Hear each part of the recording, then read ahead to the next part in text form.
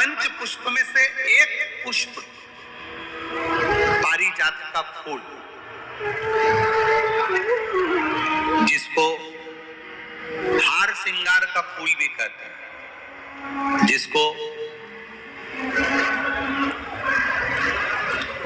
शिडली का फूल भी कहते हैं। पारिजात, हार श्रृंगार। मैं निवेदन करूंगा आस्था चैनल से कि पारिजात का जो पुष्प है उसका दर्शन भी आप सभी श्रोता भाई बहनों को टीवी के माध्यम से कराते जाएं। जितने लोग टीवी पर कथा सुन रहे हैं, जितने लोग फेसबुक यूट्यूब पर कथा सुन रहे हैं, वो भी इस पारिजात के फूल का दर्शन अवश्य करें। और एलईडियां लगी हुई हैं, उन पर भी आप आराम से पारिजात के फूल का दर्शन कर सकते हैं। पारिजात का पुष्प, हार श्रृंगार का फूल, ऊपर से सफेद, नीचे जो उसकी डंडी होती है वो थोड़ी नारंगी होती है, संतरे के कलर की होती है, नारंगी कलर। महाराज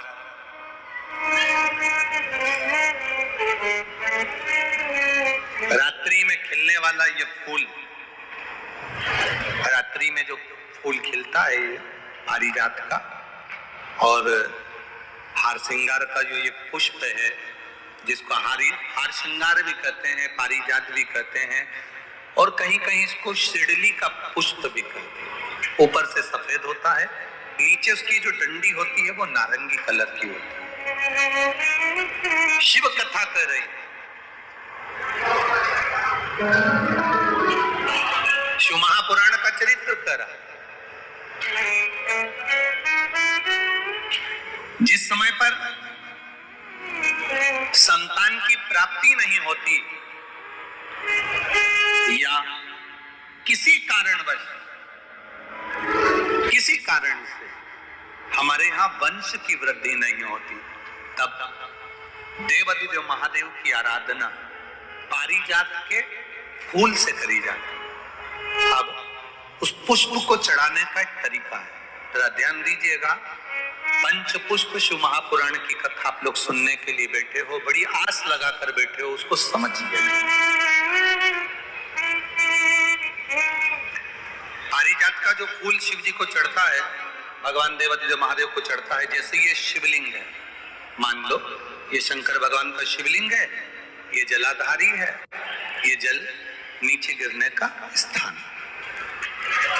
आप लोगों ने पहले कथा सुनी है ना सबने, आपको सबको मालूम होगा।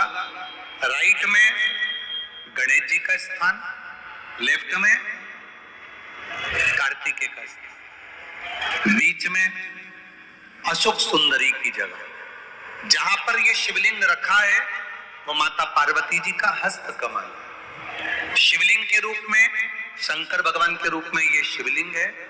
ऊपर से जो एक एक बूंद जलाधारी नीचे गिरती है, और शंकर भगवान की 5 लड़कियां, जया, विषहरा, श्यामली बारी, दौतली और देव, ये शंकर जी की 5 बेटियां। वंश वृद्धि के लिए, कार्य सिद्धि के लिए, वैभव प्राप्ति के लिए, या अपने हृदय की सुख समृद्धि के लिए, संतान प्राप्ति के लिए पारिजात, हार श्रृंगार के फूल की शिव जी को आराधना होती है। हार श्रृंगार का जो पुष्प होता है, अशोक सुंदरी वाली जगह पर हम पारिजात के पुष्प को समर्पित करते हैं।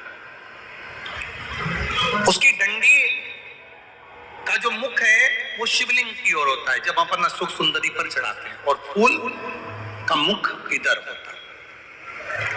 वापिस उसी पारिजात के पुष्प को उठाकर हम माता पार्वती जी के हस्त कमल पर, जो गोल हस्त कमल है, वहां समर्पित करते हैं। उस जगह पर माता पार्वती जी की ओर से जो पुष्प समर्पित किया जाता है, उसकी डंडी पारिजात की हमारी ओर होती है, पुष्प का मुख महादेव की ओर होता है। तीसरी जगह जब हम पारिजात के पुष्प को अशोक सुंदरी पे से उठाकर जगत जननी के हस्त कमल पर रखते हैं, हस्त कमल पे से उठाकर देवाधिदेव महादेव के शिवलिंग पर रखते हैं, उस समय पर पारिजात पारिजात के पुष्प की डंडी शिवलिंग के ऊपर होती है और फूल का मुख अपनी ओर होता है। इस जगह पर पारिजात के पुष्प की डंडी के केसर से ही महादेव को त्रिपुंड लगाया जाता है और महादेव से प्रार्थना करी जाती है। अब पारिजात के फूल का केसर कैसे बनाना है वो भी एक बार आप लोग अच्छे से समझे।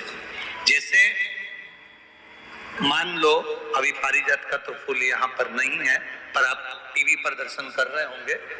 पारिजात पुष्प की जो पीछे की डंडी होती है, फूल सफेद और पीछे जो डंडी होती है नारंगी कलर की, केसरिया कलर की, उसको तोड़ लिया जाता। तोड़कर ऐसी 25-50 फूल की पीछे की डंडी को तोड़कर उसको रख दिया जाता। उसको धूप में नहीं सुखाते, केवल घर में उसको एक कटोरी में या थाली में रख दो, वो धीरे धीरे सूख जाएगा। सूखने के बाद उसको पीस लो, पीसकर उसका चंदन तैयार हो जाएगा पारिजात फूल की उस डंडी का।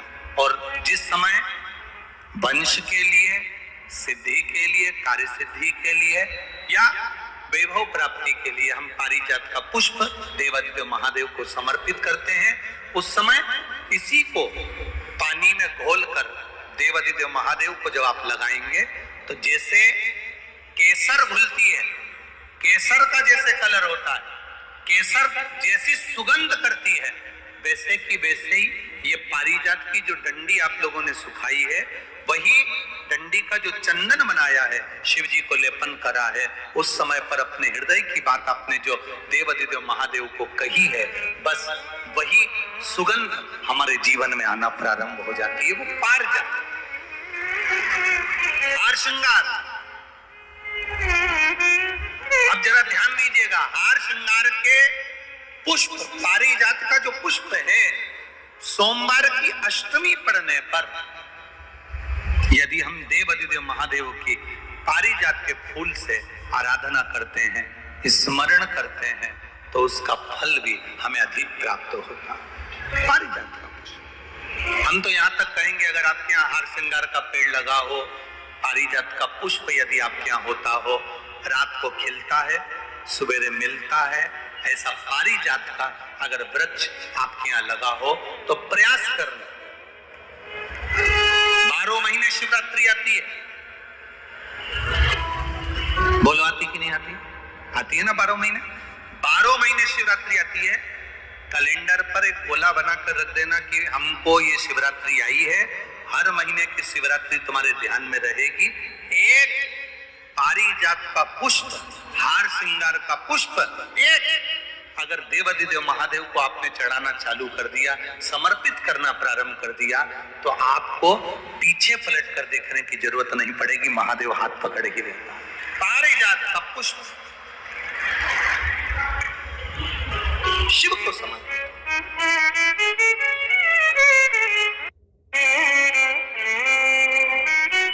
सफेद कलर का पुष्प है, आप टीवी पर दर्शन कर रहे होंगे। केसरिया कलर की, नारंगी कलर की उसकी डंडी है, भगवान शिव को समर्पित। जब हम देवादिदेव महादेव को जल समर्पित करते हैं, भगवान शंकर को जब हम जल चढ़ाते हैं, उस समय पर भी भगवान को, अगर तुम्हारे पास में थोड़ा सा पारिजात की जो डंडी है सुखाई है, आपने पारिजात फूल के नीचे की जो डंडी है उसको तुमने सुखाकर अगर चंदन बनाया है, तो वो चंदन आप प्रतिदिन भी देवादिदेव महादेव को समर्पित कर सकते हो। पारिजात पुष्प। एक बात और हमारे स्मरण में रहे,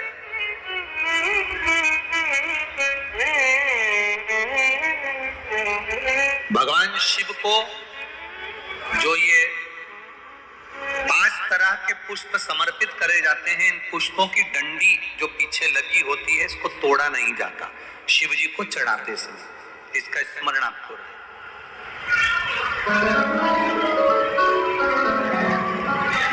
3 शिवालय